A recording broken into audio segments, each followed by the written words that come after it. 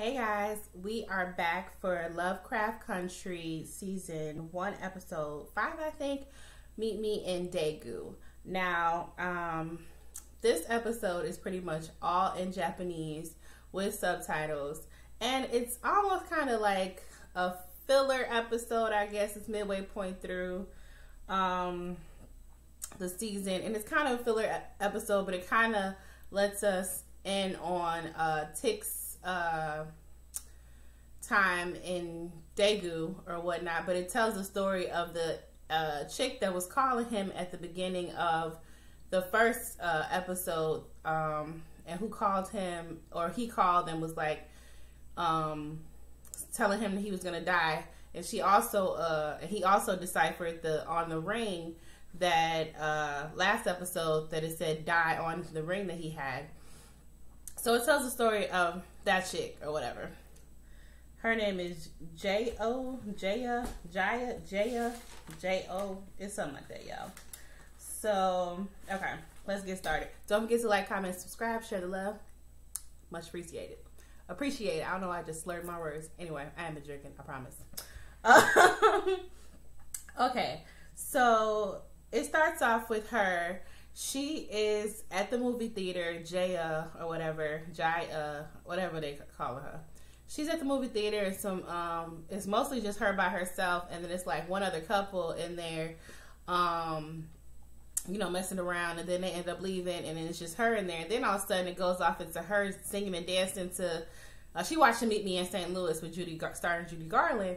And it's like she jumps up on the stage and starts singing. I'm like, girl, I know ain't nobody there, but you tripping. But it was just her daydreaming about what, she wished she could do or whatnot. So then it jumps to, and it tells us what time it is or what day it is. It is the fall of 1949 in Daegu. And then, what the heck is going on? It jumps to her at her house with her mother, and they're making kimchi or whatnot. And then the mother was like asking her to taste the kimchi, and then she was like, you can't make the kimchi too spicy because we gonna have nothing else to eat for the rest of the winter. And she was like, oh, it's okay, we can just borrow some kimchi from friends or whatnot if we can't get none. And she was like, don't be silly, we haven't been invited or to anything since my husband died. And I'm like, your husband? I'm like, because first I didn't know if that was her mama or not, because the way she was speaking, like, it has to happen since my husband died and all that. And then she was like, okay, but and she tells her mom, like, oh, once I get my degree, don't worry, we'll come up and we'll be respected again, and we won't be so disgraced. So I'm like, dang, that's some hard times back in the day. Like, if you lose your husband, or if you ain't got a man of the house, like, you get shunned by the community. It's ridiculous. But anyway, from there, we see her at school, because she said she wants to get her degree. She's in nursing school. She's sitting there in front of a corpse, and they doing a lesson or whatnot. And then it cuts over to another chick talking about a date she was on, and how she's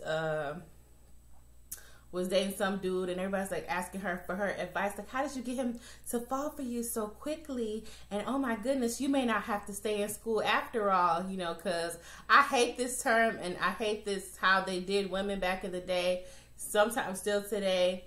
My teacher used to make a really fucked up comment back even when I was in high school. He used to be like, oh yeah, are you gonna go to college and get your MRS degree? Because pretty much women who go to college, they pretty much say that they're not really going there to actually get a degree. They're going there to find their husband, and that's real fucked up. But anyway, and they just made a reference to that. And then the girl who was talking, she was like, oh no, I'm keeping my options open. I'm still gonna get this degree. I was like, you go girl, you get your degree. And then she was like eyeing over to Jay and whatever. And I was like, is she hating on her? Why is she looking at her like that? Cause Jay was the only one who wasn't asking about how she get that man, but she was low-key ear hustling. So I was like, okay, whatever. So then it jumps to her at some speed dating stuff or whatnot. And I didn't know they even had speed dating back then in 1949. But I think it might have been originated as over there or something. Since it's so quick, you know, Japanese people ain't got time. You gotta keep time is money. Keep moving, talk your stuff, and then keep moving. So she was trying to figure out how to entice a man or how to get a man interested in her to not X her out on their little bingo card. So first she was like, you know, trying to tell the man that he's handsome or whatever, or he's smart, and dude wasn't buying it. He was like, anyway, girl, he X'd her out. Then the other dude was, she said a line from Judy Garland in a movie, and he was like, how dare you sit there and quote the American Hollywood movie or whatnot. And with the climate of the world today and how they tried to wipe out Japanese culture, and you know, that was just a no for her. I mean, for him. And then she finally gets one dude who I thought she was hitting it off with, because she said something from a movie, and he was like, oh, I seen that movie like 2 times. And then she's like, oh, really? What's your favorite part? And they was hitting it off, you know. And then all of a sudden, he just straight up X'd her out on the car. He was like, oh, sorry, but good luck to you. I was like, dang. I guess he didn't want no girl with no Hollywood dreams. I mean, just because you get along with somebody don't mean that that's the person that you want to get with, because he might have his own criteria for a wife or a partner. So from there, she didn't get no hits on her little card, no matches. So, because it's like all nurses there who are, all her nurses from her hospital, they're trying to get a date.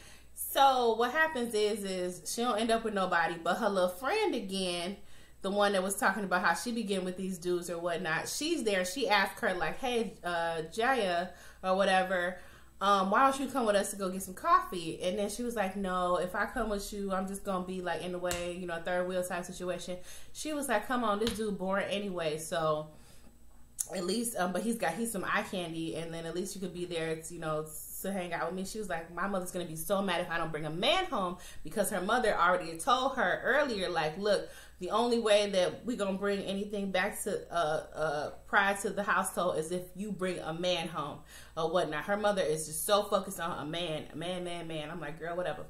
And then she was like, well, if you decide to change your mind, we going to be at the someplace or whatnot. And then she told her like, nice socks. And then she like touched her hand, and she was telling her like, she said her mom wants her to bring a man. She's like, well, sometimes we don't do the things that our parents want us to do. And I'm like, is she coming on to her or whatnot? And then she's like touching and rubbing on her hand or whatnot. I'm like, okay. Then she leave. Then it jumps, and she's at some little nightclub joint having a drink, and I was like, oh, maybe she went out with them after a while, but she didn't. She was at some other little nightclub spot, and then she sees some dude, and then all of a sudden they eye contact. I was like, oh, okay, so she got a little game to it. She got with this one dude, but then all of a sudden she bring dude home, and they about to fuck. I'm like, oh wait, I thought she was trying to look for a husband. What's going on?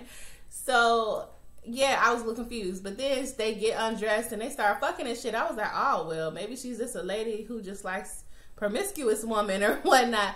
Then all of a sudden, as they fucking, all of a sudden we see, but this is Lovecraft country, so I had to remember that. All of a sudden, like, I see some furry tail coming from out her back or whatnot while she laying on her back, and then it goes up and it goes in his ass, and then all these tails just start coming out of her ears, her eyes, everywhere, and it latches onto his eyes and all that. I'm like, what the fuck is that? And then all of a sudden they look like it lifts, her tails lift him in the air, and then like she sees like all these visions, and you see the dude in the vision. I was like, oh, so she's taking his memories? What the fuck is going on? And then she pull her tails out of him, and he fucking explodes. And then the mother opens the doors. I forgot what them doors are called, you know, the sliding doors or whatnot. And she's talking about some, what she said? You got 10 more to go. And I'm like, what the fuck? So I'm like, oh, this was all the plan to lure a man home, and they gotta kill, or she gotta kill 10 more people. I was like, wow, okay. So from there we see she's at the movie theater again, Jaya or whatever. She's at the movie theater again, and then all of a sudden the movie theater starts shaking, and I'm like, is it an earthquake? The earthquakes in Japan, I think they do. And I was like, what the fuck is going on? And then everybody ran out the theater, and it turns out that it's American troops, and the troops are like, oh, we're here to protect you, Americans. We're here to protect you. Whatever, you have nothing to fear. I was like, I bet. We already know what time it is. It's 1940s, 50s in Japan. We already know what time it is. So from there, she's talking. It jumps to her at home with her mother, and it's her birthday. And then the mama made some with some anchovies in it. And then she was like, "Oh, she's like, oh, I'm sorry, we had no beef broth." She was like, "Oh, it's just anchovies was your husband's favorite." I was like, why does she keep saying like your husband, like that's not her father? I'm like, it's just really weird that she's making that she's the way she's referring to this her late husband, her mother's husband. So I'm like, maybe it ain't her daddy.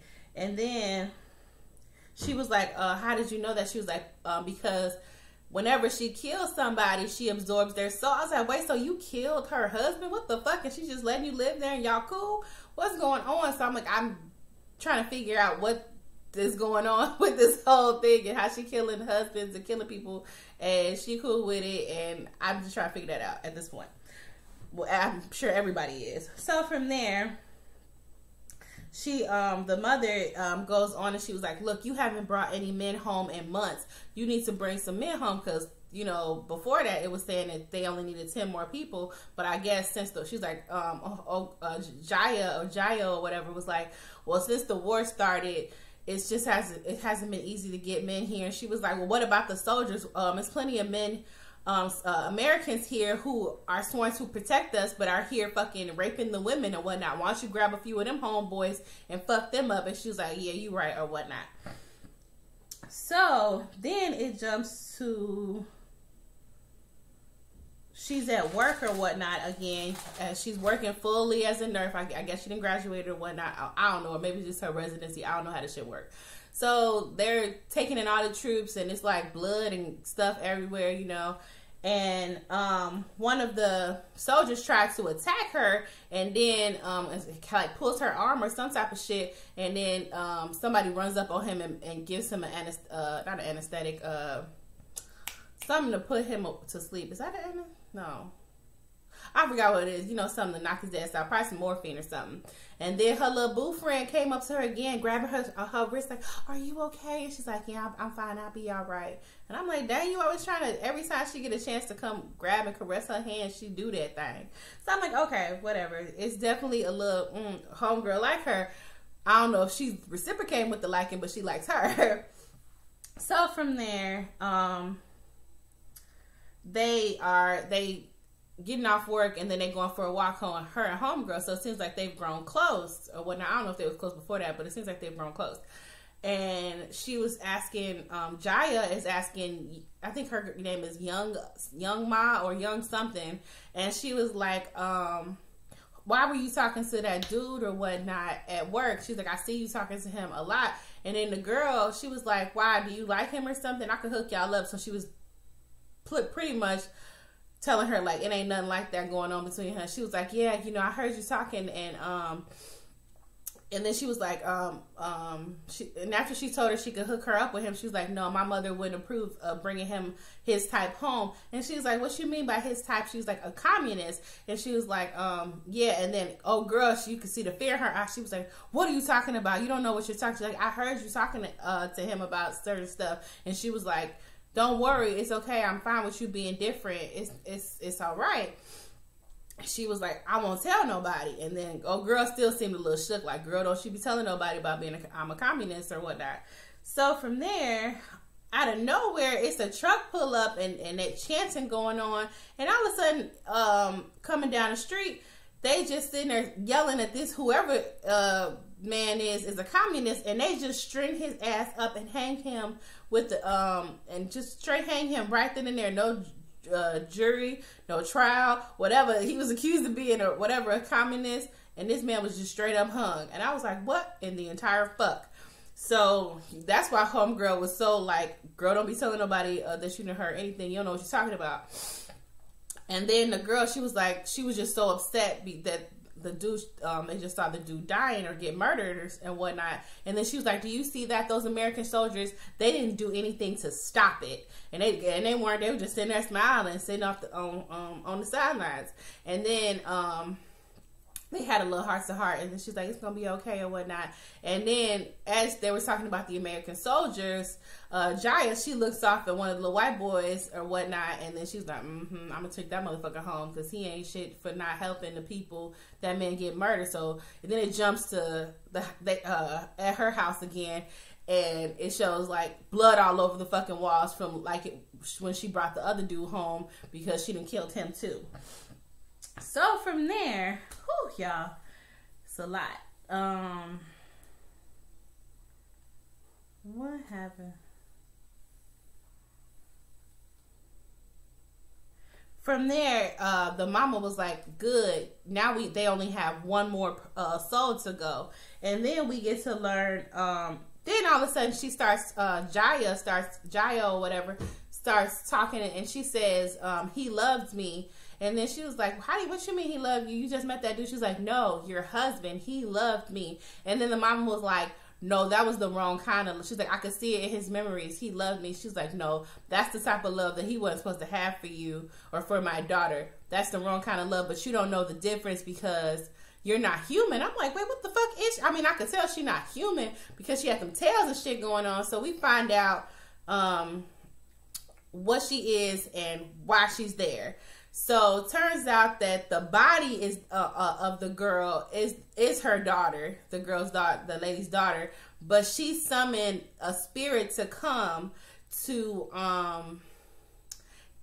kill her husband because the husband was raping or molesting the daughter or whatnot. And that's why she summoned that spirit. And then she was like, I knew the price. The shaman told me the price was going to be steep because all magic comes with its price. That's in every show. Everything comes with a price. And she was like, I didn't know the price was going to be this steep or whatnot. And then she was trying to tell her like, I know my daughter is still in there or whatnot. I know you have some of her memories. And then the Jaya or whatever, or the monster thing that's inside her who's speaking or whatever is like, look, I don't have none of your daughter's memories. I only have the memories of these 100 motherfuckers or 99 motherfuckers who I've killed. I don't have none of your daughter's memories.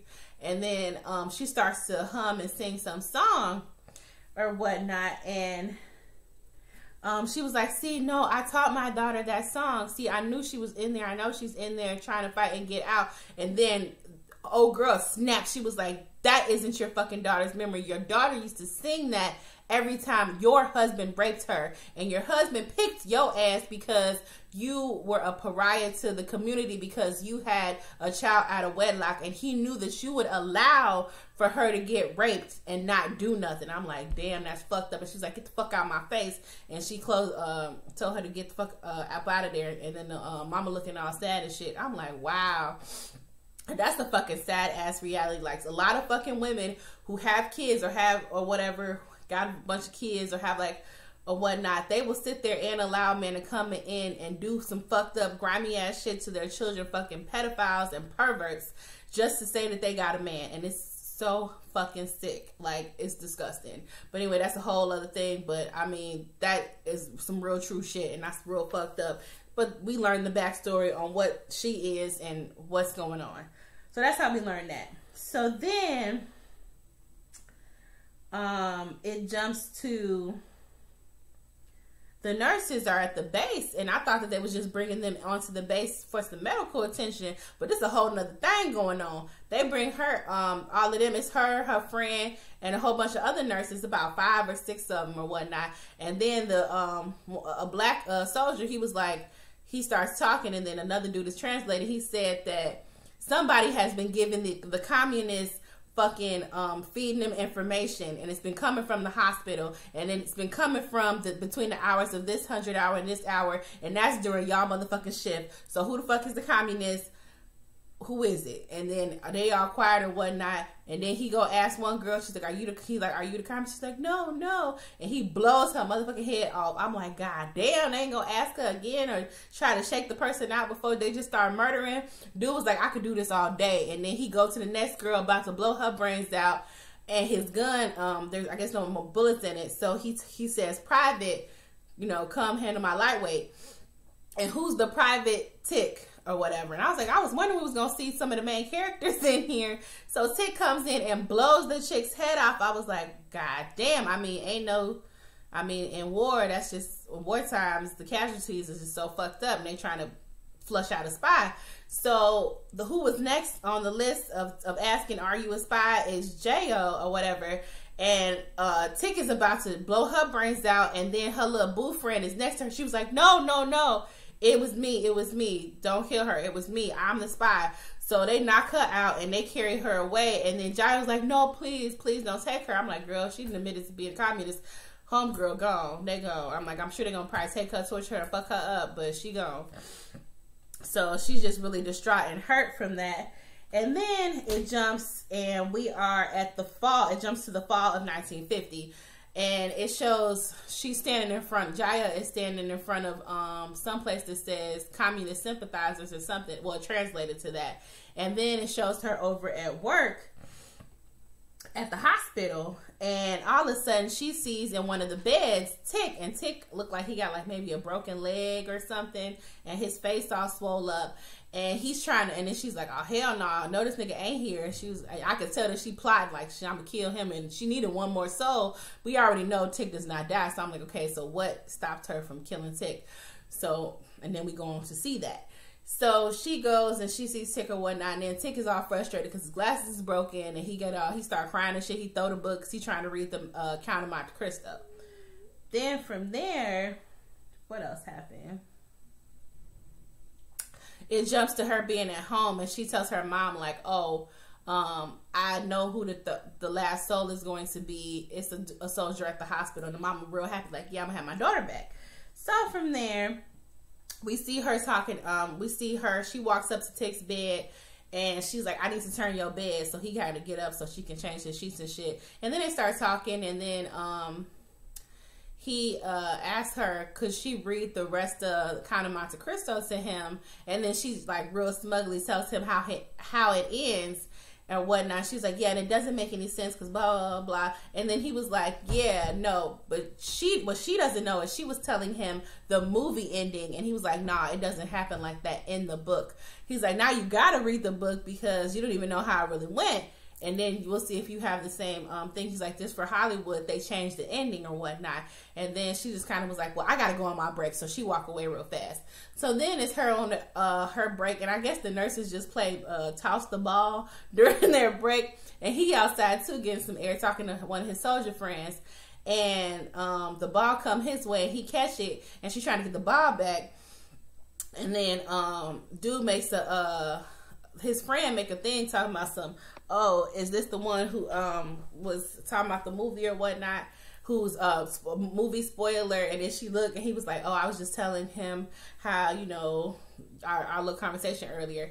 And then she wasn't really trying to get him the time of day. And then she busts out and asked him, like, do you guys know Judy Garland? I was like, girl, hell no, Judy Garland, famous movie star. He was like, oh no, I'm afraid the only way we would meet Judy Garland is if I was her butler and if he was her chauffeur, because homeboy was Korean and he's black. And then she's like, what do you mean? He was like, yeah, we're not treated, you know, like regular human beings in our country. And she's like, well, then why would you guys even fight? And then she told the Korean dude, like, why don't you just go home? He was like, well, if I go back to Korea, they'll call me some name, which I believe is probably a name that they would call people who were American born.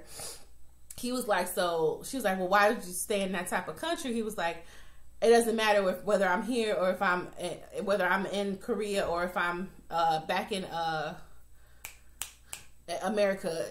There's just like really no place for me. And then she was like, well, why fight in this war or whatnot? He was like, I was drafted, but you can ask him. And he points to Tick because he volunteered to go in the military. And then she's like looking at him, and then dude walk away. And then she was like, well, looking like for the answer. And then he said that Tick's answer was that he was always reading books and whatnot and wanted to go off to a faraway land.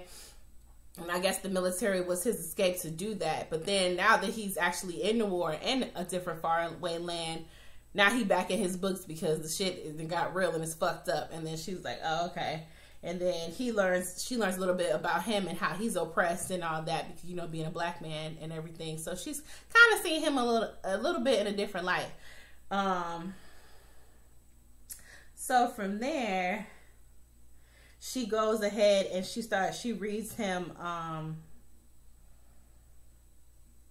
she's reading him the rest of the book of Count of Monte Cristo.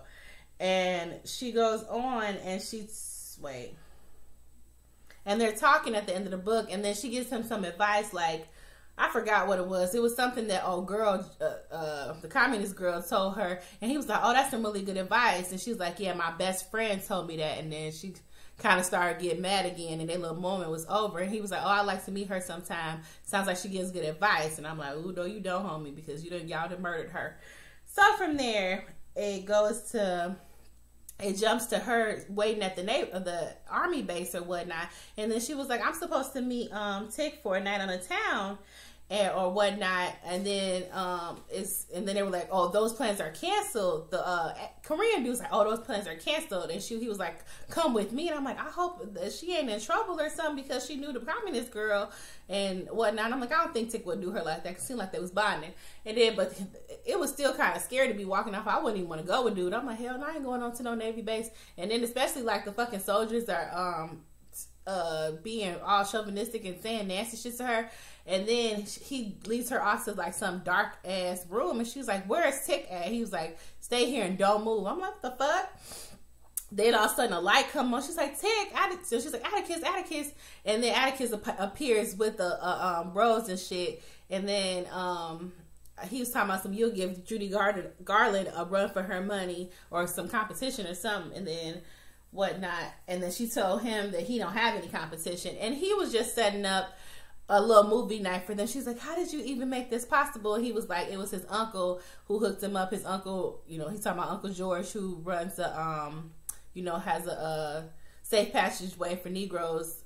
He publishes a book like that, and he came across this, I guess that's their versions of bootlegs or whatever, or a copy of a movie for them to watch or what, and send it to him. And I was like, oh, that's so sweet and everything. And then they watching the little movie, and I think they kissed and then or something, and they was getting close. And then he was like, what's wrong? And then she was like, I'm just cold. And then he was like, oh, he tried to give her her coat back, because I'm like, girl, you had a whole fur coat on. Talking about you could put that on. And then she was like, I know a way you could warm me up. Then all of a sudden it jumped to her and him being at her house, and I'm like, oh shit, Tick, you in trouble, run, nigga. And they there and trying to, you know, about to get it in or whatnot. And she trying to like come at him and get some. And he was like, wait. And she was like, what's wrong? He was like, I ain't never done this before. And she was like, you're a virgin? He was like, yeah. And she's like, well, I'm not. He's like, no, it's okay. I know it's okay that you're not, but I just wanted to let you know, because I just want to be honest with you, because ever since I joined this war or whatnot, or ever since I enlisted, it just seemed like everything's just been horrible, and I've done some horrible things or whatnot, and I just can't silence, and I'm trying to escape to my books. And it just seems like since I met you, you're the only escape that I have. And I guess he's just trying to stay his feelings, and he just cares about her or whatnot. So she's still trying to kiss on him and get it in or whatnot.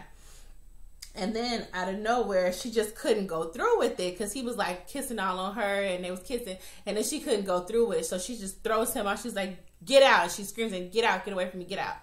And then he leave. And then the mama comes and open the door like, bitch, what you doing? You supposed to be killing this motherfucker. And then she just, whatever and whatnot.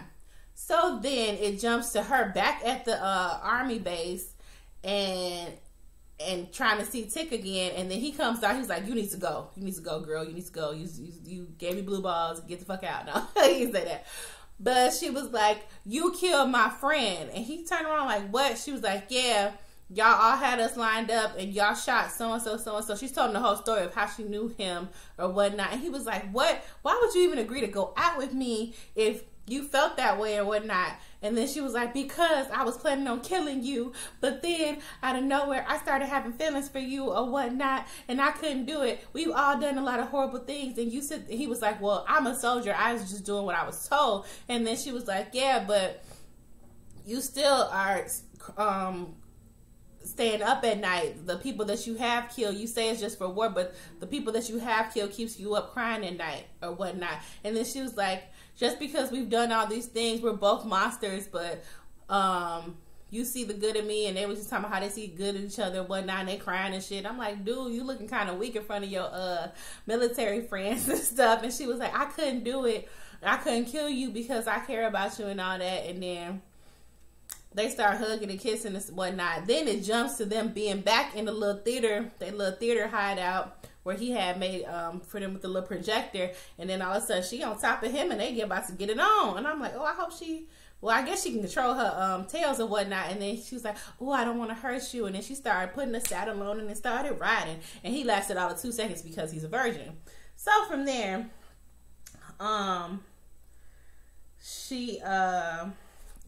it shows her going home, and then she tells her mom like, oh, I love Tick or whatnot, and you know, I'm not gonna kill him, I'm gonna stay the way that I am. And then she was like, so you not only turned my daughter into a monster, now she a hoe. And I was like, first of all, lady, you turned your daughter into a monster because you summoned that shaman and asked him to come, and you summoned that spirit into your daughter's body in the first fucking place, instead and wanted to kill your husband. Why don't you should have just killed your motherfucking husband?